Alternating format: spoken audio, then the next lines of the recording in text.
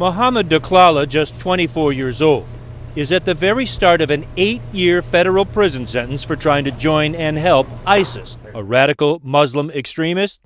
Hardly. He's as American as you and me, and he got into this mess because he fell in love. How did this happen? Where do you want me to start exactly? His friends know him as Mo, born and raised in Mississippi. Muslim and non-Muslim friends, hit and miss with the ladies, until at Mississippi State University, in his senior year, he met and fell head over heels for a Mississippi State cheerleader named Jalen Young. Yes, she was beautiful and things like that. She's American too, and Mississippi all the way. But within months, Mo says Jalen was changing, converting to Islam, changing her dress. Then began introducing Mo to the online brand of Islam she had been learning about. This happened so fast. It did. Maybe you're going a little too fast, you know. But you were in love. Yes, yeah. And she was coming to you, right?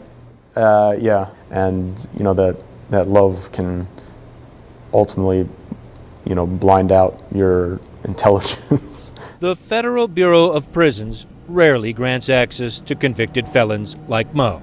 This is an exception. An agreement between the Department of Justice, CNN, and Mohammed Daklala himself. Perhaps for all to understand just how powerful ISIS's online propaganda can be.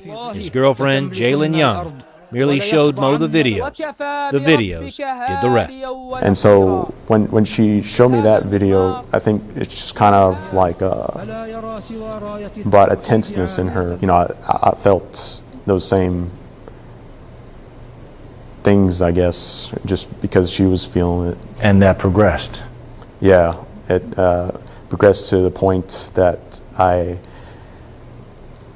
my mind wasn't thinking straight. Mo, what were you going to do? Drop your entire life and run over to a war zone? Yeah, I mean, when she first looked at these videos, she had a strong belief that, okay, this is the group to really help out, you know, the Muslims, rebuild towns, people helping to feed the needy. According to the FBI, Jalen Young reached out to a contact she thought would help her and Mo travel to Turkey, cross the border into Syria, and join ISIS. The two secretly married, began an intensive preparation period, bought one-way plane tickets to Istanbul. On August 8, 2015, Mo and Jalen packed their bags. He wrote this goodbye letter to his parents. The first lines, "I'm sorry, I love you, I've decided to leave, and I won't be coming back." They got as far as the boarding gate. The moment they arrested you?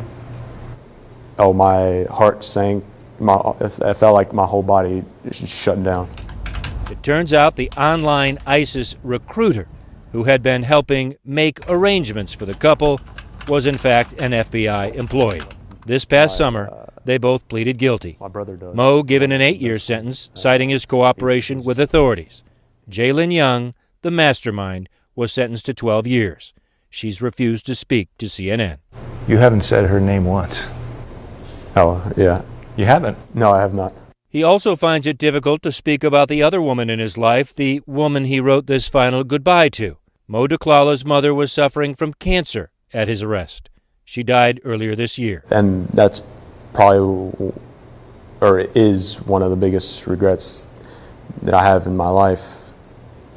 Still haunts me to this day, that I would prefer this woman that I've only been together with for under a year and lied to my mother about where I was going.